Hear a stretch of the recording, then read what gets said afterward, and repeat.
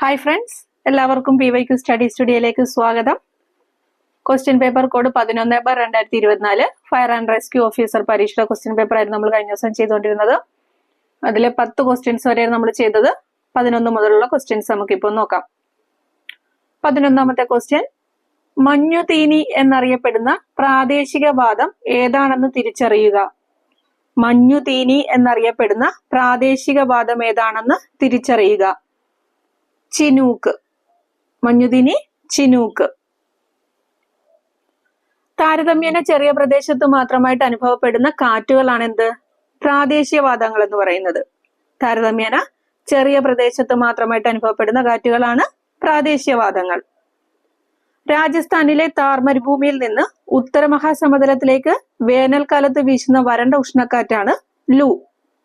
രാജസ്ഥാനിലെ താർ മരുഭൂമിയിൽ നിന്ന് ഉത്തര മഹാസമതലത്തിലേക്ക് വേനൽക്കാലത്ത് വീശുന്ന വരണ്ട ഉഷ്ണക്കാറ്റാണ് ലൂ. അതേപോലെ യൂറോപ്പിലെ ആൽപ്സ് പർവ്വതനിരയുടെ വടക്കൻ ചരിവിലൂടെ വീശുന്ന ഉഷ്ണക്കാറ്റാണ് ഫോൻ. യൂറോപ്പിലെ ആൽപ്സ് പർവ്വതനിരയുടെ വടക്കൻ ചരിവിലൂടെ വീശുന്ന ഉഷ്ണക്കാറ്റ് ഏതാണ്? ഫോൻ. മുന്തിരി കർഷകരുടെ മിത്രം എന്നറിയപ്പെടുന്ന കാറ്റാണ് ഏത്? ഫോൻ എന്ന് പറയുന്നത്. മുന്തിരി കർഷകരുടെ മിത്രം. അതേപോലെ ആഫ്രിക്കയിലെ സഹാറ മരുഭൂമിയിൽ നിന്ന് പശ്ചിമ ആഫ്രിക്കയിലെ ഗിനിയൻ ദ്വീപിലേക്ക് വീശുന്ന ഉഷ്ണക്കാറ്റാണ് ഹർമാറ്റൺ. ആഫ്രിക്കയിലെ സഹാറ മരുഭൂമിയിൽ നിന്ന് പശ്ചിമ ആഫ്രിക്കയിലെ ഗിനിയൻ ദ്വീപിലേക്ക് വീശുന്ന ഉഷ്ണക്കാറ്റാണ് ഹർമാറ്റൺ. ഡോക്ടർ എന്നറിയപ്പെടുന്ന പ്രാദേശികവാദമാണ് ഹർമാറ്റൺ. സ്പെയിനിന്റെ തെക്ക് കിഴക്ക് ഭാഗത്ത് സസ്യജാലങ്ങൾക്ക് ദോഷകരമായിട്ട് വീശുന്ന ശീതക്കാറ്റാണ് മിസ്ട്രൽ. സ്പെയിനിന്റെ തെക്ക് കിഴക്ക് ഭാഗത്ത് സസ്യജാലങ്ങൾക്ക് ദോഷകരമായിട്ട് വീശുന്ന ശീതക്കാറ്റാണ് മിസ്ട്രൽ. ഇവ റോൺ താഴ്വരയെ ചുറ്റിയാണ് വീശുന്നത്.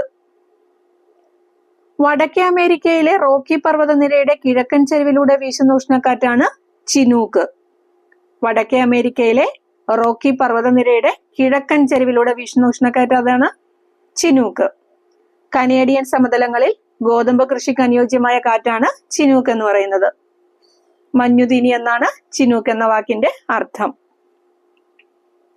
12ാമത്തെ ക്വസ്റ്റ്യൻ നോക്കാം. ആഗോള മർദ്ദമേഖലകളിൽ നിർബാധ മേഖല എന്നറിയപ്പെടുന്ന മർദ്ദമേഖല കണ്ടെത്തുക. ആഗോള മർദ്ദമേഖലകളിൽ നിർബാധ മേഖല എന്നറിയപ്പെടുന്ന മർദ്ദമേഖല മധ്യരേഖ ന്യൂനമർദ്ദ മേഖല. ഏതാണ്? മധ്യരേഖ ന്യൂനമർദ്ദ മേഖല. ചില അക്ഷാംശങ്ങൾക്കിടയിൽ അന്തരീക്ഷമർദ്ദം ഏറെക്കുറെ ഒരേപോലെ ആയിരിക്കും. അതിന്റെ അടിസ്ഥാനത്തിൽ ഭൗമോപരിതലത്തെ വിവിധ മർദ്ദമേഖലകളായിട്ട് തിരിച്ചിരിക്കുന്നു. ഈ മർദ്ദമേഖലകളെ വിളിക്കുന്നതാണ് എന്ത്? ആഗോള മർദ്ദമേഖലകൾ എന്ന്. ചില അക്ഷാംശങ്ങൾക്കിടയിൽ അന്തരീക്ഷമർദ്ദം എന്ന് പറയുന്നത് ഏറെക്കുറെ ഒരേപോലെ ആയിരിക്കും. അതിന്റെ അടിസ്ഥാനത്തിൽ ഭൗമോപരിതലത്തെ വിവിധ മർദ്ദമേഖലകളായിട്ട് തിരിച്ചിരിക്കുന്നു. ഈ മർദ്ദമേഖലകളാണ് ആഗോള മർദ്ദമേഖലകൾ. സൗരോർജ ലഭ്യതയിലെ ഏറ്റക്കുറച്ചിലുകളും ഭൂമിയുടെ ഭ്രമണവുമാണ് വിവിധ മർദ്ദമേഖലകളുടെ രൂപീകരണത്തിന് കാരണം. മധ്യരേഖയ്ക്ക് വടക്ക് 5 ഡിഗ്രി മുതൽ തെക്ക് 5 ഡിഗ്രി വരെ അക്ഷാംശങ്ങൾക്കിടയിൽ സ്ഥിതി ചെയ്യുന്ന മേഖലയാണ് മധ്യരേഖ ന്യൂനമർദ്ദ മേഖല. മധ്യരേഖയ്ക്ക് വടക്ക് 5 ഡിഗ്രി മുതൽ തെക്ക് 5 ഡിഗ്രി വരെ അക്ഷാംശങ്ങൾക്കിടയിൽ സ്ഥിതി ചെയ്യുന്ന മേഖലയാണ് മധ്യരേഖ ന്യൂനമർദ്ദ മേഖല. ഏറ്റവും കൂടുതൽ ചൂട് അനുഭവപ്പെടുന്ന മേഖലയാണ് മധ്യരേഖ ന്യൂനമർദ്ദ മേഖല. വൻതോതിൽ വായു മുകളിലേക്ക് ഉയർന്നു പോകുന്നത് കൊണ്ട് ഇവിടെ കാറ്റുകൾ തീരെ ദുർബലമായിരിക്കും. എന്താണ്? വൻതോതിൽ വായു മുകളിലേക്ക് ഉയർന്നു പോകുന്നത് കൊണ്ട് ഇവിടെ കാറ്റുകൾ തീരെ ദുർബലമായിരിക്കും. കാറ്റുകളില്ലാത്ത മേഖല എന്ന അർത്ഥത്തിലാണ് മധ്യരേഖ ന്യൂനമർദ്ദ മേഖലയെ നിർവാത മേഖല അഥവാ ഡോൾഡ്രം എന്ന് അറിയപ്പെടുന്നത്. 30 ഡിഗ്രി വടക്കും 30 ഡിഗ്രി തെക്കും അക്ഷാംശങ്ങൾക്കിടയിൽ സ്ഥിതി ചെയ്യുന്ന മർദ്ദമേഖലയാണ് ഏത്? ഉപോഷ്ണ ഉച്ചമർദ്ദ മേഖല. 30 ഡിഗ്രി വടക്കും 30 ഡിഗ്രി തെക്കും അക്ഷാംശങ്ങളിൽ സ്ഥിതി ചെയ്യുന്ന മർദ്ദമേഖലയാണ് ഉപോഷ്ണ ഉച്ചമർദ്ദ മേഖല. കുതിര അക്ഷാംശം എന്നറിയപ്പെടുന്നത് ഉപോഷ്ണ ഉച്ചമർദ്ദ മേഖലയാണ്. ഭൂമധ്യരേഖയ്ക്ക് ഏകദേശം 60 ഡിഗ്രി ഉത്തര ദക്ഷിണ അക്ഷാംശങ്ങളിലെ ന്യൂനമർദ്ദ മേഖലയാണ് ഉപധ്രുവീയ ന്യൂനമർദ്ദ മേഖല. ഭൂമധ്യരേഖയ്ക്ക് ഏകദേശം 60 ഡിഗ്രി ഉത്തര ദക്ഷിണ അക്ഷാംശങ്ങളിലെ ന്യൂനമർദ്ദ മേഖലയാണ് ഏത്? ഉപധ്രുവീയ ന്യൂനമർദ്ദ മേഖല. ഈ മേഖലയുടെ രൂപീകരണത്തിന് മുഖ്യ പങ്ക് വഹിക്കുന്നത് കോറിയോലിസ് ബലമാണ്. ഉപധ്രുവീയ ന്യൂനമർദ്ദ മേഖലയുടെ രൂപീകരണത്തിന് മുഖ്യ പങ്ക് വഹിക്കുന്നത് എന്താണ്? കോറിയോലിസ് ബലം. വർഷം മുഴുവൻ കൊടും തണുപ്പ് അനുഭവപ്പെടുന്ന മേഖലയാണ് ധ്രുവീയ ഉച്ചമർദ്ദ മേഖല. വർഷം മുഴുവൻ കൊടും തണുപ്പ് അനുഭവപ്പെടുന്ന മേഖല ഏതാണ്? ധ്രുവീയ ഉച്ചമർദ്ദ മേഖല. ധ്രുവങ്ങളിലെ അതികഠിനമായ തണുപ്പിൽ അവിടുത്തെ വായു തണുക്കുന്നതിനാൽ ഈ മേഖലയിൽ സദാ ഉച്ചമർദ്ദമായിരിക്കും. അടുത്ത ക്വസ്റ്റ്യൻ നോക്കാം. ഇന്ത്യൻ സമയം ഉച്ചയ്ക്ക് 12 മണി ആയിരിക്കുമ്പോൾ ഗ്രീനിച്ചിലെ സമയം എത്രയായിരിക്കും? ഇന്ത്യൻ സമയം ഉച്ചയ്ക്ക് 12 മണി ആയിരിക്കുമ്പോൾ ഗ്രീനിച്ചിലെ സമയം എത്രയായിരിക്കും? 6:30 AM. ഗ്രീനിച്ചിലെ സമയം 6:30 AM ആയിരിക്കും. ലോകത്ത് എവിടെയുമുള്ള സമയം നിർണ്ണയിക്കപ്പെടുന്നത് 0 ഡിഗ്രി രേഖാംശ രേഖയെ അടിസ്ഥാനമാക്കിയാണ്. ലോകത്ത് എവിടെയുമുള്ള സമയം നിർണ്ണയിക്കപ്പെടുന്നത് എന്തിനെ അടിസ്ഥാനമാക്കിയാണ്? 0 ഡിഗ്രി രേഖാംശ രേഖയെ. ഈ 0 ഡിഗ്രി രേഖാംശ രേഖയാണ് ഗ്രീനിച്ച് രേഖ അഥവാ പ്രൈം മെറിഡിയൻ എന്നറിയപ്പെടുന്നത്. 0 ഡിഗ്രി രേഖാംശ രേഖയാണ് എന്ത്? ഗ്രീനിച്ച് രേഖ അഥവാ പ്രൈം മെറിഡിയൻ. ഗ്രീനിച്ച് രേഖയെ അടിസ്ഥാനമാക്കി 1 മണിക്കൂർ വീതം സമയ വ്യത്യാസമുള്ള 24 മേഖലകളായിട്ട് ലോകത്തെ തിരിച്ചിരിക്കുന്നു. ഗ്രീനിച്ച് രേഖയെ അടിസ്ഥാനമാക്കി 1 മണിക്കൂർ വീതം സമയ വ്യത്യാസമുള്ള 24 മേഖലകളായിട്ടാണ് ലോകത്തെ തിരിച്ചിരിക്കുന്നത്. ഇവ അറിയപ്പെടുന്നത് സമയമേഖലകൾ എന്നാണ്. ഓരോ രാജ്യവും അതിന്റെ ഏകദേശം മധ്യത്തിലൂടെ കടന്നു പോകുന്ന രേഖാംശ രേഖയെ അടിസ്ഥാനമാക്കിയാണ് അവിടുത്തെ സമയം നിർണ്ണയിക്കുന്നത്. ഓരോ രാജ്യവും അതിന്റെ ഏകദേശം മധ്യത്തിലൂടെ കടന്നു പോകുന്ന രേഖാംശ രേഖയെ അടിസ്ഥാനമാക്കിയാണ് അവിടുത്തെ സമയം നിർണ്ണയിക്കുന്നത്. ഈ രേഖാംശ രേഖയെ ആ രാജ്യത്തിന്റെ മാനക രേഖാംശം അഥവാ സ്റ്റാൻഡേർഡ് മെറിഡിയൻ എന്നാണ് പറയുന്നത്. ഈ രേഖ എന്താ പറയുന്നത്? ആ രാജ്യത്തിന്റെ മാനക രേഖാംശം അഥവാ സ്റ്റാൻഡേർഡ് മെറിഡിയൻ എന്ന് പറയുന്നു. ഇന്ത്യയുടെ മാനക രേഖാംശം എന്ന് പറയുന്നത് 82.5 ഡിഗ്രി കിഴക്ക് രേഖാംശമാണ്. ഇന്ത്യയുടെ മാനക രേഖാംശം ഏതാണ്? 82.5 ഡിഗ്രി കിഴക്ക് രേഖാംശം. ഇന്ത്യൻ സമയം ഗ്രീനിച്ച് സമയത്തേക്കാൾ 5.5 മണിക്കൂർ മുന്നിലാണ്. ഇന്ത്യൻ സമയം ഗ്രീനിച്ച് സമയത്തേക്കാൾ എത്ര മണിക്കൂർ മുന്നിലാണ്? 5.5 മണിക്കൂർ മുന്നിലാണ്. അപ്പോ ഇവിടെ ഇന്ത്യൻ സമയം ഉച്ചക്ക് 12 മണിയാണ്. അപ്പോൾ ഗ്രീനിച്ചിലെ സമയം എന്ന് പറയുന്നത് 12-ന് പുറകോട്ടായിരിക്കും. അങ്ങനെ 5.5 മണിക്കൂർ പുറകിലോട്ടായിരിക്കും. അപ്പോ 6:30 AM ആണ് ഇവിടുത്തെ ഉത്തരം. അടുത്ത ക്വസ്റ്റ്യൻ നോക്കാം. 14ാമത്തെ ക്വസ്റ്റ്യൻ. മൗലിക അവകാശങ്ങൾ പുനഃസ്ഥാപിക്കുന്നതിന് വേണ്ടി കോടതി പുറപ്പെടുവിക്കുന്ന ഉത്തരവുകളാണ് റിട്ടുകൾ. താഴെ പറയുന്ന റിട്ടുകളിൽ കൽപ്പന എന്നർത്ഥം വരുന്ന റിട്ട് കണ്ടെത്തുക. മാൻഡമസ്. മൗലിക അവകാശങ്ങൾ പുനഃസ്ഥാപിക്കുന്നതിന് വേണ്ടി കോടതി പുറപ്പെടുവിക്കുന്ന ഉത്തരവുകളാണ് റിട്ടുകൾ. താഴെ പറയുന്ന റിട്ടുകളിൽ കൽപ്പന എന്നർത്ഥം വരുന്ന റിട്ടാണ് ഏത്? മാൻഡമസ്. ഇന്ത്യൻ ഭരണഘടന പൗരന്മാർക്ക് ഉറപ്പ് നൽകുന്ന റിട്ടുകളുടെ എണ്ണം എത്രയാണ്? 5. ഇന്ത്യൻ ഭരണഘടന പൗരന്മാർക്ക് ഉറപ്പ് നൽകുന്ന റിട്ടുകളുടെ എണ്ണം 5 ആണ്. Habeas corpus, mandamus, prohibition, certiorari, quo warranto. ഏതൊക്കെയാണ് 5 റിട്ടുകൾ? Habeas corpus, mandamus, prohibition, certiorari, quo warranto. മറ്റൊരാളെ തടങ്കലിൽ വച്ചിരിക്കുന്ന വ്യക്തിയോട് അയാളെ സ്വതന്ത്രനാക്കി കോടതി മുൻപാകെ ഹാജരാക്കാൻ നിർദ്ദേശിക്കുന്ന റിട്ടാണ് ഹേബിയസ് കോർപ്പസ്. മറ്റൊരാളെ തടങ്കലിൽ വെച്ചിരിക്കുന്ന വ്യക്തിയോട് അയാളെ സ്വതന്ത്രനാക്കി കോടതി മുൻപാകെ ഹാജരാക്കാൻ നിർദ്ദേശിക്കുന്ന റിട്ടാണ് ഹേബിയസ് കോർപ്പസ്. ശരീരം ഹാജരാക്കുക അല്ലെങ്കിൽ നിങ്ങൾക്ക് ശരീരം ഏറ്റെടുക്കുക എന്നാണ് ഹേബിയസ് കോർപ്പസ് എന്ന ലാറ്റിൻ വാക്കിന്റെ അർത്ഥം. അതുപോലെ ഏതെങ്കിലും ഔദ്യോഗിക പദവി വഹിക്കുന്ന വ്യക്തി അദ്ദേഹം ചെയ്യേണ്ട നിയമപരമായ കർത്തവ്യം നിർവഹിക്കാതിരിക്കുകയും അതുവഴി മറ്റേതെങ്കിലും വ്യക്തിയുടെ അവകാശങ്ങൾ ഹനിക്കപ്പെടുകയും ചെയ്യുമ്പോൾ കർത്തവ്യം നിർവഹിക്കാൻ ആവശ്യപ്പെട്ടുകൊണ്ട് കോടതി പുറപ്പെടുവിക്കുന്ന ഉത്തരവാണ് മാൻഡമസ്. മാൻഡമസ് ഒന്നുകൂടെ പറയാം. ഏതെങ്കിലും ഔദ്യോഗിക പദവി വഹിക്കുന്ന വ്യക്തി അദ്ദേഹം ചെയ്യേണ്ട നിയമപരമായ കർത്തവ്യം നിർവഹിക്കാതിരിക്കുകയും അതുവഴി മറ്റേതെങ്കിലും വ്യക്തിയുടെ അവകാശങ്ങൾ ഹനിക്കപ്പെടുകയും ചെയ്യുമ്പോൾ കർത്തവ്യം നിർവഹിക്കാൻ ആവശ്യപ്പെട്ടുകൊണ്ട് കോടതി പുറപ്പെടുവിക്കുന്ന ഉത്തരവാണ് മാൻഡമസ്. നാം കൽപ്പിക്കുന്നു എന്നാണ് മാൻഡമസ് എന്ന ലാറ്റിൻ വാക്കിന്റെ അർത്ഥം. തങ്ങളുടെ അധികാര പരിധി ലംഘിക്കുന്നതിൽ നിന്നും ഇല്ലാത്ത അധികാരം പ്രയോഗിക്കുന്നതിൽ നിന്നും കീഴ്ക്കോടതികളെയും ട്രിബ്യൂണലുകളെയും തടയുന്നതിന് വേണ്ടി ഉയർന്ന കോടതികൾ പുറപ്പെടുവിക്കുന്ന റിട്ടാണ് പ്രൊഹിബിഷൻ. തങ്ങളുടെ അധികാര പരിധി ലംഘിക്കുന്നതിൽ നിന്നും ഇല്ലാത്ത അധികാരം പ്രയോഗിക്കുന്നതിൽ നിന്നും കീഴ്ക്കോടതികളെയും ട്രിബ്യൂണലുകളെയും തടയുന്നതിന് വേണ്ടി ഉയർന്ന കോടതികൾ പുറപ്പെടുവിക്കുന്ന റിട്ടാണ് ഇത് പ്രൊഹിബിഷൻ. തടയുക എന്നാണ് പ്രൊഹിബിഷൻ എന്ന ലാറ്റിൻ വാക്കിന്റെ അർത്ഥം. സ്റ്റേ ഓർഡർ എന്നറിയപ്പെടുന്ന റിട്ട് പ്രൊഹിബിഷൻ ആണ്. സ്റ്റേ ഓർഡർ എന്നറിയപ്പെടുന്ന റിട്ട് ഏതാണ്? പ്രൊഹിബിഷൻ. ഇനി ഒരു കേസ് കീഴ്ക്കോടതിയിൽ നിന്ന് മേൽക്കോടതിയിലേക്ക് മാറ്റാൻ ഉത്തരവിടുന്ന റിട്ടാണ് ഏത്? സെർഷ്യോററി. ഒരു കേസ് കീഴ്ക്കോടതിയിൽ നിന്ന് മേൽക്കോടതിയിലേക്ക് മാറ്റാൻ ഉത്തരവിടുന്ന റിട്ടാണ് സെർഷ്യോററി. സാക്ഷ്യപ്പെടുത്തുക എന്നാണ് ഈ ലാറ്റിൻ വാക്കിന്റെ അർത്ഥം. സെർഷ്യോററി എന്ന ലാറ്റിൻ വാക്കിന്റെ അർത്ഥം എന്താണ്? സാക്ഷ്യപ്പെടുത്തുക. അതുപോലെ ഒരാളെ അയാൾക്ക് അർഹതയില്ലാത്ത ഉദ്യോഗം വഹിക്കുന്നതിൽ നിന്ന് തടഞ്ഞുകൊണ്ട് കോടതി പുറപ്പെടുവിക്കുന്ന ഉത്തരവാണ് ഇത്? ക്വോ വാറന്റോ. ഒരാളെ അയാൾക്ക് അർഹതയില്ലാത്ത ഉദ്യോഗം വഹിക്കുന്നതിൽ നിന്ന് തടഞ്ഞുകൊണ്ട് കോടതി പുറപ്പെടുവിക്കുന്ന ഉത്തരവാണ് ക്വോ വാറന്റോ. ശ്രീ പത്മനാഭസ്വാമി ക്ഷേത്രവുമായി ബന്ധപ്പെട്ട് സുപ്രീം കോടതി പുറപ്പെടുവിച്ച റിട്ട് ക്വോ വാറന്റോ ആണ്. ശ്രീ പത്മനാഭസ്വാമി ക്ഷേത്രവുമായി ബന്ധപ്പെട്ട് സുപ്രീം കോടതി പുറപ്പെടുവിച്ച റിട്ട് ഏതാണ്? ക്വോ വാറന്റോ.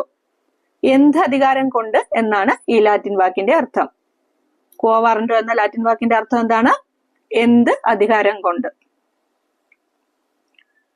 ഓക്കെ, 15ാമത്തെ ക്വസ്റ്റ്യൻ നോക്കാം.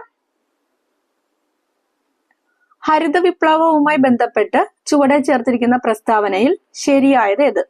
ഹരിത വിപ്ലവവുമായി ബന്ധപ്പെട്ട് ചുവടെ ചേർത്തിരിക്കുന്ന പ്രസ്താവനയിൽ ശരിയായത്: 1. ഭക്ഷ്യധാന്യങ്ങളുടെ കാര്യത്തിൽ ഇന്ത്യ സ്വയം പര്യാപ്തത നേടി. 2. ഡോക്ടർ MS സ്വാമിനാഥൻ ഇന്ത്യൻ ഹരിത വിപ്ലവത്തിന്റെ പിതാവ് എന്നറിയപ്പെടുന്നു. 3. ഭക്ഷ്യധാന്യങ്ങളുടെ ഇറക്കുമതിയിലുള്ള ആശ്രയത്വം കുറഞ്ഞു. 4. ഇന്ത്യയിൽ ഹരിത വിപ്ലവം പ്രധാനമായും ഗോതമ്പ്, അരി എന്നീ ഭക്ഷ്യധാന്യങ്ങൾക്ക് ഊന്നൽ നൽകി. അപ്പോ ഹരിത വിപ്ലവവുമായി ബന്ധപ്പെട്ട ഈ പ്രസ്താവനകൾ 4ഉം ശരിയാണ്. ആൻസർ ഓപ്ഷൻ ഡി, എല്ലാം ശരിയാണ്. കാർഷിക മേഖലയിൽ നിലനിന്നിരുന്ന മാന്ദ്യം കുറയ്ക്കാനായി ഉൽപാദനം വർദ്ധിപ്പിക്കുക എന്ന ലക്ഷ്യത്തോടെ ആഗോളതലത്തിൽ നടപ്പിലാക്കിയ കാർഷിക മുന്നേറ്റം അറിയപ്പെടുന്ന പേരാണ് എന്ത്? ഹരിത വിപ്ലവം എന്നത്. കാർഷിക മേഖലയിൽ നിലനിന്നിരുന്ന മാന്ദ്യം കുറയ്ക്കാനായിട്ട് ഉൽപാദനം വർദ്ധിപ്പിക്കുക എന്ന ലക്ഷ്യത്തോടെ ആഗോളതലത്തിൽ നടപ്പിലാക്കിയ കാർഷിക മുന്നേറ്റം അറിയപ്പെടുന്ന പേരാണ് ഹരിത വിപ്ലവം. ഹരിത വിപ്ലവം എന്ന പദം ആദ്യമായിട്ട് ഉപയോഗിച്ചത് വില്യം ഗൗഡ് ആണ്. ഹരിത വിപ്ലവം എന്ന പദം ആദ്യമായിട്ട് ഉപയോഗിച്ച ആരാണ്? William Gaud. ഹരിത വിപ്ലവത്തിന്റെ പിതാവ് നോർമൻ ബോർലോഗ്. ഹരിത വിപ്ലവം ആരംഭിച്ച രാജ്യം മെക്സിക്കോ. ഹരിത വിപ്ലവം ആരംഭിച്ച രാജ്യം ഏതാണ്? മെക്സിക്കോ. ഹരിത വിപ്ലവത്തിന്റെ ഏഷ്യൻ ഗൃഹം എന്നറിയപ്പെടുന്ന ഏതാ? അത് ഫിലിപ്പൈൻസ്. ഹരിത വിപ്ലവത്തിന്റെ ഏഷ്യൻ ഗൃഹം എന്നറിയപ്പെടുന്നത് ഫിലിപ്പൈൻസ്. ഹരിത വിപ്ലവത്തിന് സാമ്പത്തിക സഹായം നൽകിയ സ്വകാര്യ ഏജൻസിയാണ് റോക്ക് ഫെല്ലർ ഫൗണ്ടേഷൻ. ഹരിത വിപ്ലവത്തിന് സാമ്പത്തിക സഹായം നൽകിയ സ്വകാര്യ ഏജൻസി ഏതാണ്? Rock feller foundation. ഇന്ത്യൻ ഹരിത വിപ്ലവത്തിന്റെ പിതാവ് MS സ്വാമിനാഥൻ. ഇന്ത്യൻ ഹരിത വിപ്ലവത്തിന്റെ പിതാവ് ആരാണ്? MS സ്വാമിനാഥൻ. ഇന്ത്യയിൽ ഹരിത വിപ്ലവം ആരംഭിച്ചപ്പോൾ കൃഷി മന്ത്രി C സുബ്രഹ്മണ്യമാണ്. ഇന്ത്യയിൽ ഹരിത വിപ്ലവം ആരംഭിച്ചപ്പോൾ കൃഷി മന്ത്രി ആരായിരുന്നു? C സുബ്രഹ്മണ്യം. ഹരിത വിപ്ലവത്തിലൂടെ ഏറ്റവും കൂടുതൽ ഉൽപാദനമുണ്ടായ കാർഷിക വിളയാണ് ഗോതമ്പ്. ഹരിത വിപ്ലവത്തിൽ ഏറ്റവും അധികം മെച്ചമുണ്ടാക്കിയ നാണ്യവിള കരിമ്പ്. ഒന്നുകൂടെ പറയാം. ഹരിത വിപ്ലവത്തിലൂടെ ഏറ്റവും കൂടുതൽ ഉൽപാദനം ഉണ്ടാക്കിയ കാർഷിക വിള ഗോതമ്പ്. ഹരിത വിപ്ലവത്തിൽ ഏറ്റവും അധികം മെച്ചമുണ്ടാക്കിയ നാണ്യവിള കരിമ്പ്.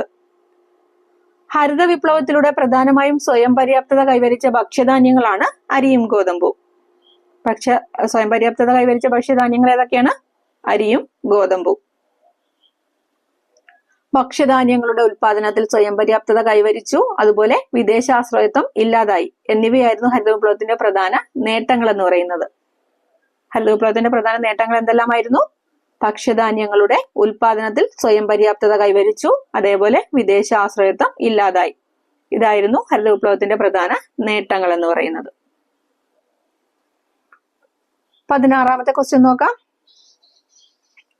താഴെ കൊടുത്തിരിക്കുന്ന കാർഷിക വിളകളിൽ നാണ്യവിള അല്ലാത്തത്. താഴെ കൊടുത്തിരിക്കുന്ന കാർഷിക വിളകളിൽ നാണ്യവിള അല്ലാത്തത്.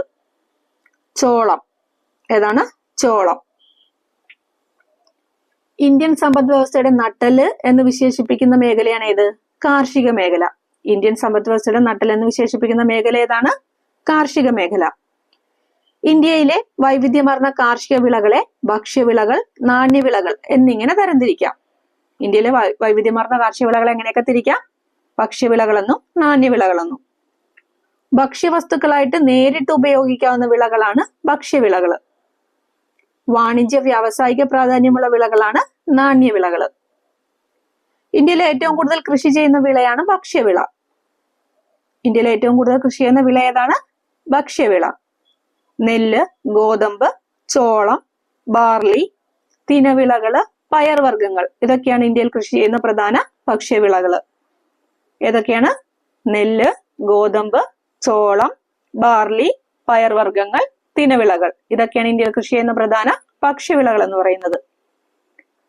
പരുത്തി, ചണം, തേയില, കാപ്പി, ഏലം, കുരുമുളക്, കരിമ്പ്, റബ്ബർ, പുകയില മുതലായവയാണ് ഇന്ത്യയിലെ പ്രധാന നാണ്യവിളകൾ. ഇന്ത്യയിലെ നാണ്യവിളകൾ ഏതൊക്കെയാണ്? പരുത്തി, ചണം, തേയില, കാപ്പി, ഏലം, കുരുമുളക്, കരിമ്പ്, റബ്ബർ, പുകയില ഇതൊക്കെ നാണ്യവിളകളാണ്. 17ാമത്തെ ക്വസ്റ്റ്യൻ നോക്കാം. ഒരു സമ്പദ് വ്യവസ്ഥ അഭിമുഖീകരിക്കുന്ന അടിസ്ഥാന സാമ്പത്തിക പ്രശ്നങ്ങളിൽ ഉൾപ്പെടാത്തത് ഏത്? ഒരു സമ്പദ് വ്യവസ്ഥ അഭിമുഖീകരിക്കുന്ന അടിസ്ഥാന സാമ്പത്തിക പ്രശ്നങ്ങളിൽ ഉൾപ്പെടാത്തത് ഏത്? എപ്പോൾ ഉൽപ്പാദിപ്പിക്കണം? എപ്പോൾ ഉൽപ്പാദിപ്പിക്കണം എന്നാണ് അടിസ്ഥാന സാമ്പത്തിക പ്രശ്നങ്ങളിൽ ഉൾപ്പെടാത്തത്. അടിസ്ഥാന സാമ്പത്തിക പ്രശ്നങ്ങളെ പൊതുവായിട്ട് 3ആയിട്ട് തിരിച്ചിരിക്കുന്നു. എന്തുൽപ്പാദിപ്പിക്കണം, എങ്ങനെ ഉൽപ്പാദിപ്പിക്കണം, ആർക്കു വേണ്ടി ഉൽപ്പാദിപ്പിക്കണം എന്നിവയാണ് അവ. ഏതൊക്കെയാണ്? എന്തുൽപ്പാദിപ്പിക്കണം, എങ്ങനെ ഉൽപ്പാദിപ്പിക്കണം, ആർക്കു വേണ്ടി ഉൽപ്പാദിപ്പിക്കണം എന്നിവയാണ് അടിസ്ഥാന സാമ്പത്തിക പ്രശ്നങ്ങൾ. എന്തുൽപ്പാദിപ്പിക്കണം എന്നത് വിഭവങ്ങളുടെ വിഭജനവുമായി ബന്ധപ്പെട്ട പ്രശ്നമാണ്. വിഭവങ്ങളുടെ വിഭജനവുമായിട്ട് ബന്ധപ്പെട്ട പ്രശ്നമാണ് എന്തുൽപ്പാദിപ്പിക്കണം എന്നത്. ഏത് സാധനം ഉൽപ്പാദിപ്പിക്കണമെന്നും അത് ഏതളവിൽ ഉൽപ്പാദിപ്പിക്കണമെന്നുമാണ് ഇതുകൊണ്ട് അർത്ഥമാക്കുന്നത്. എങ്ങനെ ഉൽപ്പാദിപ്പിക്കണം എന്നത് സാങ്കേതിക വിദ്യ തിരഞ്ഞെടുക്കുന്നതിന്റെ പ്രശ്നമാണ്. സാങ്കേതിക വിദ്യ തിരഞ്ഞെടുക്കുന്നതിന്റെ പ്രശ്നമാണ് എങ്ങനെ ഉൽപ്പാദിപ്പിക്കണം എന്നത്. ഏതു തരം സാങ്കേതിക വിദ്യ ഉപയോഗിച്ചാണ് ഒരു സാധനം ഉൽപ്പാദിപ്പിക്കേണ്ടത് എന്നതാണ് ഇവിടുത്തെ പ്രശ്നം. അതുപോലെ വിതരണവുമായി ബന്ധപ്പെട്ട കാര്യങ്ങളാണ് ആർക്കു വേണ്ടി ഉൽപ്പാദിപ്പിക്കണം എന്ന ഭാഗത്ത് പ്രതിപാദിക്കുന്നത്. ആർക്കു വേണ്ടി ഉൽപ്പാദിപ്പിക്കണം എന്ന ഭാഗത്ത് പ്രതിപാദിക്കുന്നത് എന്താണ്? വിതരണവുമായിട്ട് ബന്ധപ്പെട്ട പ്രശ്നങ്ങളാണ്. ഓക്കെ, 18ാമത്തെ ക്വസ്റ്റ്യൻ നോക്കാം. ഓൺലൈൻ കുറ്റകൃത്യങ്ങളെ കുറിച്ചും ചൂഷണങ്ങളെ പറ്റിയും കുട്ടികളെ ബോധവൽക്കരിക്കുന്നതിനായി കേരള പോലീസും ബച്പൻ ബച്ചാവോ ആന്തോളൻ എന്ന സംഘടനയും സംയുക്തമായി നടപ്പിലാക്കുന്ന പദ്ധതി അറിയപ്പെടുന്നത്? കൂട്ട്. ഓൺലൈൻ കുറ്റകൃത്യങ്ങളെ കുറിച്ചും ചൂഷണങ്ങളെ പറ്റിയും കുട്ടികളെ ബോധവൽക്കരിക്കുന്നതിനായിട്ട് കേരള പോലീസും ബച്പൻ ബച്ചാവോ ആന്തോളൻ എന്ന സംഘടനയും സംയുക്തമായി നടപ്പിലാക്കുന്ന പദ്ധതി അറിയപ്പെടുന്നത് കൂട്ട്. മാരകമായ അസുഖങ്ങൾ കാരണം ദുരിതം അനുഭവിക്കുന്ന 18-ൽ താഴെ പ്രായമുള്ള കുട്ടികൾക്ക് ചികിത്സയ്ക്കുള്ള ധനസഹായം നൽകുന്ന പദ്ധതി ഏതാണ്? അത് താലോലം. മാരകമായ അസുഖങ്ങൾ കാരണം ദുരിതം അനുഭവിക്കുന്ന 18-ൽ താഴെ പ്രായമുള്ള കുട്ടികൾക്ക് ചികിത്സയ്ക്കുള്ള ധനസഹായം നൽകുന്ന പദ്ധതി താലോലം. അതേപോലെ കുട്ടികളിൽ ആത്മവിശ്വാസം വർദ്ധിപ്പിക്കാനും ആത്മഹത്യാ പ്രവണത ഇല്ലാതാക്കാനുമായി കേരള സർക്കാർ ആരംഭിച്ച പദ്ധതി ഏതാ? അത് ചിരി. കുട്ടികളിൽ ആത്മവിശ്വാസം വർദ്ധിപ്പിക്കാനും ആത്മഹത്യാ പ്രവണത ഇല്ലാതാക്കാനുമായിട്ട് കേരള സർക്കാർ ആരംഭിച്ച പദ്ധതിയാണ് ചിരി. ഓട്ടിസം, സെറിബ്രൽ പാൾസി, മാനസിക വൈകല്യം എന്നിവയുള്ളവർക്ക് ജീവിതകാലം മുഴുവൻ ഉപയോഗിക്കാവുന്ന സൗജന്യ ആരോഗ്യ ഇൻഷുറൻസ് പദ്ധതിയാണ് നിരാമയ. ഓട്ടിസം, സെറിബ്രൽ പാൾസി, മാനസിക വൈകല്യം എന്നിവയുള്ളവർക്ക് ജീവിതകാലം മുഴുവൻ ഉപയോഗിക്കാവുന്ന സൗജന്യ ആരോഗ്യ ഇൻഷുറൻസ് പദ്ധതിയാണ് ഇത് നിരാമയ. 19ാമത്തെ ക്വസ്റ്റ്യൻ നോക്കാം. ദാരിദ്ര്യരേഖ നിർണ്ണയിക്കുന്നതിനായി നഗരപ്രദേശങ്ങളിൽ പ്രതിദിനം എത്ര കലോറിയിൽ താഴെ പോഷണം ജനങ്ങൾക്ക് ലഭിക്കണമെന്നാണ് ആസൂത്രണ കമ്മീഷൻ കണക്കാക്കുന്നത്? ദാരിദ്ര്യരേഖ നിർണ്ണയിക്കുന്നതിനായി നഗരപ്രദേശങ്ങളിൽ പ്രതിദിനം എത്ര കലോറിയിൽ താഴെ പോഷണം ജനങ്ങൾക്ക് ലഭിക്കണമെന്നാണ് ആസൂത്രണ കമ്മീഷൻ കണക്കാക്കുന്നത്? എത്ര കലോറിയാണ്? 2100 കലോറി. 2100 കലോറി. ഇന്ത്യയിലെ വികസനം നേരിടുന്ന പ്രധാന വെല്ലുവിളികൾ ഏതൊക്കെയാണ്? ദാരിദ്ര്യം, തൊഴിലില്ലായ്മ, അസമത്വം. ഇന്ത്യയിലെ വികസനം നേരിടുന്ന പ്രധാന വെല്ലുവിളികളാണ് ദാരിദ്ര്യം, തൊഴിലില്ലായ്മ, അസമത്വം എന്നിവ. പ്ലാനിംഗ് കമ്മീഷന് വേണ്ടി രംഗരാജൻ പാനൽ തയ്യാറാക്കിയ കണക്കു പ്രകാരം ഇന്ത്യയിൽ ദാരിദ്ര്യരേഖയിൽ താഴെയുള്ളവർ എന്ന് പറയുന്നത് 29.5%. പ്ലാനിംഗ് കമ്മീഷന് വേണ്ടി രംഗരാജൻ പാനൽ, ആരാണ്? രംഗരാജൻ പാനൽ തയ്യാറാക്കിയ കണക്കു പ്രകാരം ഇന്ത്യയിൽ ദാരിദ്ര്യരേഖയിൽ താഴെയുള്ളവരുടെ ശതമാനം എന്ന് പറയുന്നത് 29.5. ഇന്ത്യയിൽ ദാരിദ്ര്യം കണക്കാക്കുന്നത് കലോറിയുടെ അടിസ്ഥാനത്തിലാണ്. ഗ്രാമപ്രദേശത്ത് ഒരു ദിവസം 2400 കലോറിയാണ് ആവശ്യം. ഗ്രാമപ്രദേശത്ത് എത്രയാണ്? 2400 കലോറി. നഗരപ്രദേശത്ത് 2100 കലോറി. ഇന്ത്യയില് ഉത്തർപ്രദേശ്, ബീഹാർ, ഉത്തരാഖണ്ഡ്, ഛത്തീസ്ഗഡ്, ഒഡീഷ തുടങ്ങിയ സംസ്ഥാനങ്ങളിൽ 35% കൂടുതൽ ജനങ്ങള് ദരിദ്രരാണ്. എവിടെയൊക്കെയാണ്? ഉത്തർപ്രദേശ്, ബീഹാർ, ഉത്തരാഖണ്ഡ്, ഛത്തീസ്ഗഡ്, ഒഡീഷ തുടങ്ങിയ സംസ്ഥാനങ്ങളില് 35% കൂടുതൽ ജനങ്ങളും എന്താണ്? ദരിദ്രരാണ്. 20ാമത്തെ ക്വസ്റ്റ്യൻ നോക്കാം. നാഷണൽ ലീഗൽ സർവീസ് അതോറിറ്റിയുടെ ലക്ഷ്യവുമായി ബന്ധപ്പെട്ട് ചുവടെ ചേർക്കുന്ന ശരിയായ പ്രസ്താവന ഏത്? നാഷണൽ ലീഗൽ സർവീസ് അതോറിറ്റിയുടെ ലക്ഷ്യവുമായി ബന്ധപ്പെട്ട് ചുവടെ ചേർക്കുന്ന ശരിയായ പ്രസ്താവനയാണ് ചോദിച്ചേക്കുന്നത്. 1. സൗജന്യ നിയമസഹായവും ഉപദേശവും നൽകുക. 2. നിയമബോധം പ്രചരിപ്പിക്കുക. 3. അതിജീവിതർക്ക് നഷ്ടപരിഹാരം നൽകുക. ഈ തന്നിരിക്കുന്ന 3ഉം നാഷണൽ ലീഗൽ സർവീസ് അതോറിറ്റിയുടെ ലക്ഷ്യവുമായിട്ട് ബന്ധപ്പെട്ടിട്ടുള്ളതാണ്. Answer option D, all of the above. 1987 legal service authority act പ്രകാരം 1995 നാഷണൽ ലീഗൽ സർവീസ് അതോറിറ്റി സ്ഥാപിതമായത്. ഒന്നുകൂടെ പറയാം. 1987 ലീഗൽ സർവീസ് അതോറിറ്റി ആക്ട് പ്രകാരം 1995 നാഷണൽ ലീഗൽ സർവീസ് അതോറിറ്റി സ്ഥാപിതമായത്. കേസുകൾ വേഗത്തിൽ തീർപ്പാക്കലും ജുഡീഷ്യറിയുടെ ഭാരം കുറയ്ക്കലുമാണ് നാഷണൽ ലീഗൽ സർവീസ് അതോറിറ്റിയുടെ പ്രധാന ലക്ഷ്യം. പ്രധാന ലക്ഷ്യം എന്താണ്? കേസുകൾ വേഗത്തിൽ തീർപ്പാക്കലും ജുഡീഷ്യറിയുടെ ഭാരം കുറയ്ക്കലുമാണ് നാഷണൽ ലീഗൽ സർവീസ് അതോറിറ്റിയുടെ പ്രധാന ലക്ഷ്യം.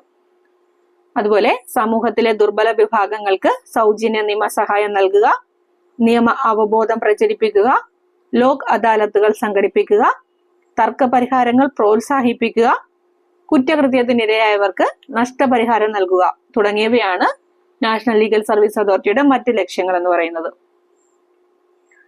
എന്തൊക്കെയാണ് മറ്റ് ലക്ഷ്യങ്ങൾ? സമൂഹത്തിലെ ദുർബല വിഭാഗങ്ങൾക്ക് സൗജന്യ നിയമസഹായം നൽകുക, നിയമ അവബോധം പ്രചരിപ്പിക്കുക, ലോക് അദാലത്തുകൾ സംഘടിപ്പിക്കുക, തർക്കപരിഹാരങ്ങൾ പ്രോത്സാഹിപ്പിക്കുക, കുറ്റകൃത്യത്തിനിരയായവർക്ക് നഷ്ടപരിഹാരം നൽകുക തുടങ്ങിയവയാണ് നാഷണൽ ലീഗൽ സർവീസ് അതോറിറ്റിയുടെ മറ്റ് പ്രധാന ലക്ഷ്യങ്ങൾ എന്ന് പറയുന്നത്. അപ്പോൾ ഓക്കെ ഫ്രണ്ട്സ്, നമ്മൾ 20ാമത്തെ ക്വസ്റ്റ്യൻ വരെയാണ് ഇപ്പോൾ ചെയ്ത് നിർത്തുന്നത്. ബാക്കി ക്വസ്റ്റ്യൻസ് അടുത്ത വീഡിയോയിലൂടെ കാണാം. അപ്പോൾ വീഡിയോ നിങ്ങൾക്ക് ഉപകാരപ്പെടുന്നുണ്ടെങ്കിൽ തീർച്ചയായും നിങ്ങൾ സപ്പോർട്ട് ചെയ്യണം, ലൈക്ക് ചെയ്യണം. അതുപോലെ ചാനൽ സബ്സ്ക്രൈബ് ചെയ്യാത്തവരുണ്ടെങ്കിൽ നമ്മുടെ ചാനൽ ഒന്ന് സബ്സ്ക്രൈബ് ചെയ്യുക. Okay friends, thank you for watching. Bye.